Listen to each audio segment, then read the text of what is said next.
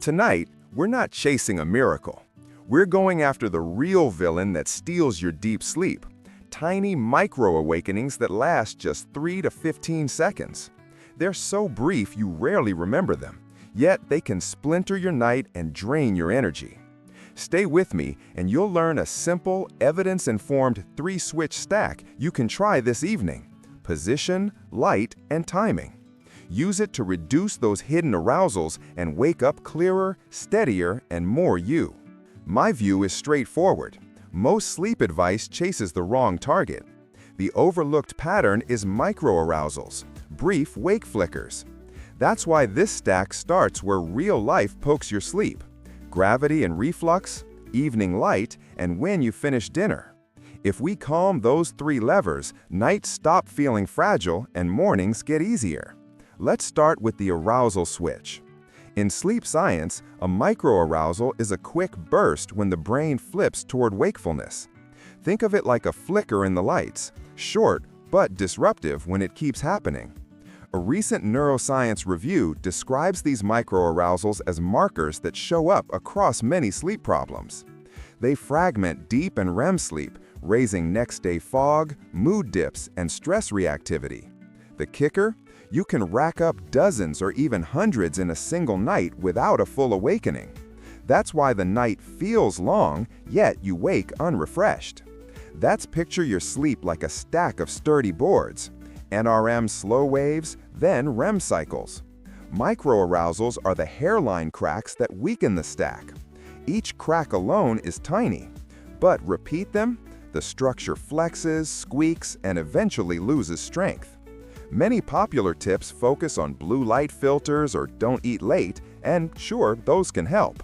But few videos name the real pattern: micro-arousals triggered by 3 everyday levers: your sleeping position, the light your eyes see in the evening, and when your last calories hit your system. Cutaway graphic, stacked sleep boards, NRM, REM, with small lightning icons, arousals creating hairline cracks. As switches are applied, cracks fade. Here's why those 3 matter. First, position. Your body isn't a statue at night. It's a breathing, digesting, adjusting system. Certain postures can provoke reflux, airway narrowing, or pressure points that nudge your brain to check in with a quick arousal. Research explores how often wake or arousal events occur in specific positions, suggesting that how you lie influences how often your sleep gets pinged. Second, evening light. Even moderate room light, think cozy living room brightness, can suppress melatonin and shift the body clock later. That shift makes it easier to fall asleep late and harder to stay asleep through the 2 to 3 a.m. window. Third, timing of your last meal. When your calorie midpoint drifts later than your internal clock, you may see worse glucose patterns at night and a greater chance of that familiar 2 a.m. churn. Together, these levers form a hidden switchboard for micro-arousals. My bet, if you reduce these tiny flickers, you'll feel a bigger change than trying to force more hours in bed. Comfort, not cure. Which of these feels like your main trigger? Position, evening light, or late dinner? Tell me in the comments so we can map patterns as a community. In a minute, you'll see the position switch with 2 easy setups you can test tonight: supported left side or supported back if side sleeping isn't friendly to your shoulders or hips. Then the light switch, our 90-minute sunset, a graceful dim down that protects melatonin without living in a cave. Finally, the timing switch, how to place your last meal 3 to 4 hours before bed, most nights aligned to your body clock without forcing a perfect schedule. After we break down each, I'll give you a 5-step to-night protocol plus a simple scorecard you can track on paper or in a notes app, even if you don't use a wearable. When you target micro-arousals, you don't need a dramatic change to feel better. Reduce a few dozen flickers, and you often restore the continuity that deep and REM sleep require. People describe it as, "I didn't sleep more, I slept through." If you've tried strict screen bans or gadgets without results, this approach may click because it respects how your brain reads the evening: gravity and airway, light and timing signals, and metabolic calm. Let's build the stack, starting with position. I'll show you how to make your bed act like a supportive teammate, not a wrestling ring. Along the way, I'll share a memorable bonus many viewers love: why lateral posture may support the brain's overnight rinse cycle in animal work, useful as a picture, not a promise. Meet the position switch. The aim is simple. Choose a posture that reduces arousal triggers from reflux and airway load and keeps pressure points quiet. Option A is the left side setup. Option B is a supported back position when side sleeping isn't comfortable. Option A, left side with smart support. Lie on your left side with a pillow that keeps your neck neutral, not craned up, not tilted down. Place a medium firm pillow between your knees so hips and lower back relax. If your shoulder complains, hug a soft pillow to open space for the top shoulder. Why left? Evidence links the left lateral position with fewer nocturnal reflux episodes and better GERD-related comfort, which otherwise can peak around 2 to 3 a.m. If reflux is a known issue, you can also elevate the head of the bed slightly, about 10 to 15 centimeters, using sturdy risers under the legs rather than stacks of pillows that bend the neck. Option B, supported back with a knee bolster. If your shoulder or hip doesn't love side sleeping, try lying on your back with a soft wedge or extra pillow under your knees to flatten low back tension, plus a neck pillow that keeps the chin neutral. Add a light blanket under your elbows to prevent collapse inward that can strain the shoulder joint. For airway comfort, avoid forcing the head far forward. If snoring or diagnosed sleep apnea is part of your picture, talk with a professional about positional therapy or treatments that keep the airway stable. Analyses of position-specific arousals suggest that minimizing pressure points and airway strain may reduce the little wake flickers we're chasing. A now classic animal finding suggested glymphatic transport, the brain's fluid exchange and waste clearance system, appears more efficient in the lateral, side position than supine or prone. Caution, that was in rodents, so we treat it as an image, not a claim. If you're on the fence between left side and back, let comfort decide first, then experiment. Before-after split, on the left, an unsupported side shows neck bend and hip twist. On the right, neutral neck, knee pillow, slight head of bed incline. Labels: neutral spine, shoulder room, hip line. Next up, the light switch. Our goal is to give your brain a predictable sunset. For the 90 minutes before your target bedtime, dim overheads and favor warm, low-glare lamps. Think cozy desk or restaurant late evening, roughly 50 to 100 lux at eye level as an example range. Avoid sudden blasts of bright, cool light during this window, including the bathroom spotlight. If you must be up late for chores, use the lowest setting that safely does the job. Human studies show that exposure to ordinary room light before bedtime can suppress melatonin and delay the evening rise, effectively shortening your biological night. That shift makes 2 to 3 a.m. wake-ups more likely, especially after 40, when circadian amplitude can soften. Practical tips: put one warm lamp on a smart plug or dimmer and call it your pre-bed light.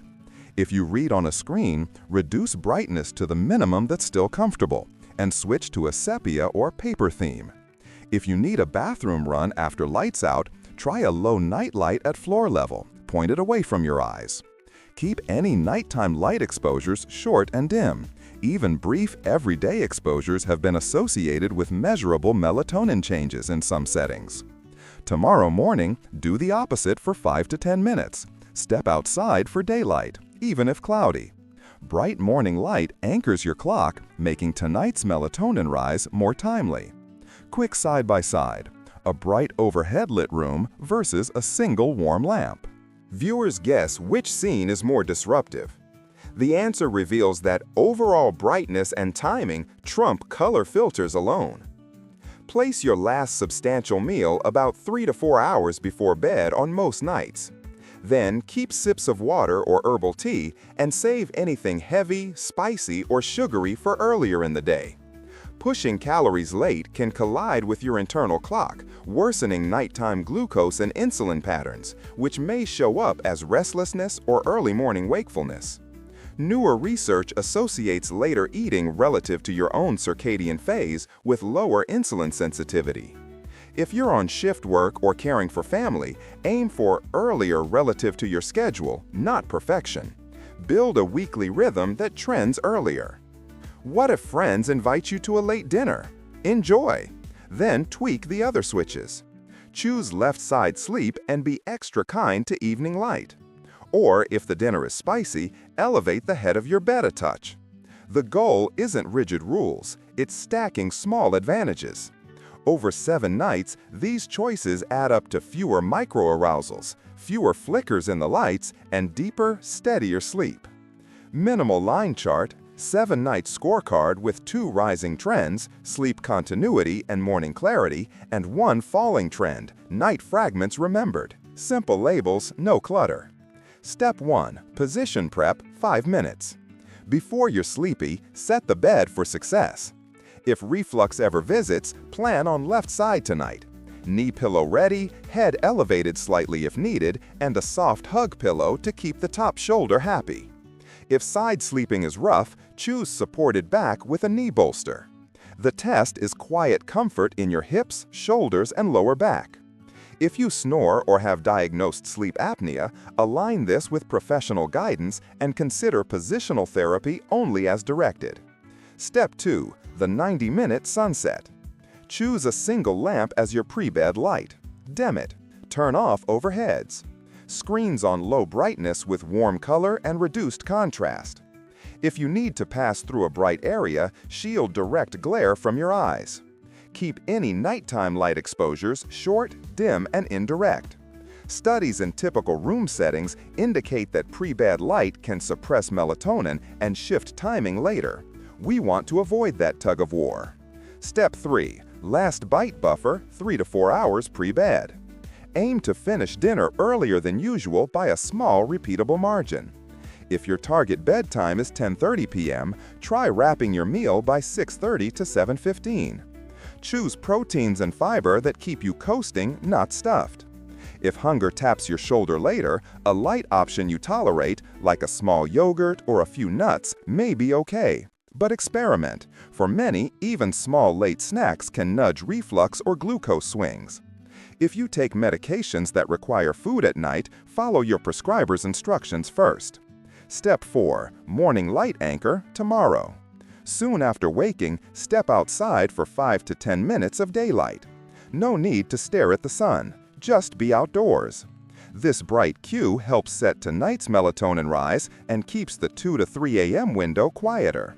On darker mornings, increase time or find a window with a broad sky view. Step 5. The 7-day micro-arousal scorecard.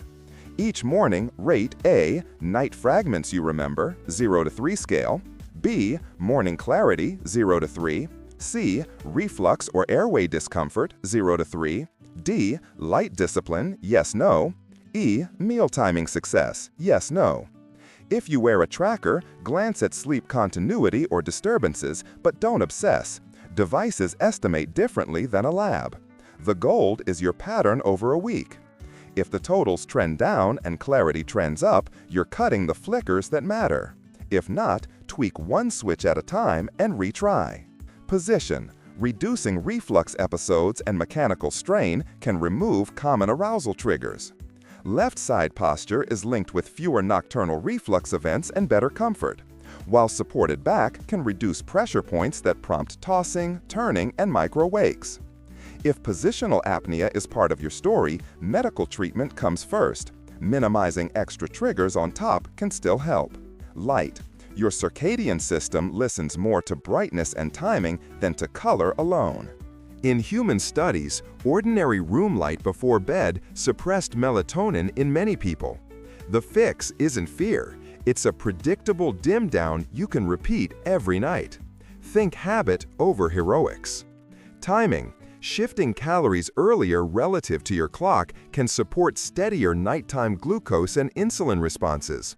In recent work, later eating against one's internal time was associated with lower insulin sensitivity.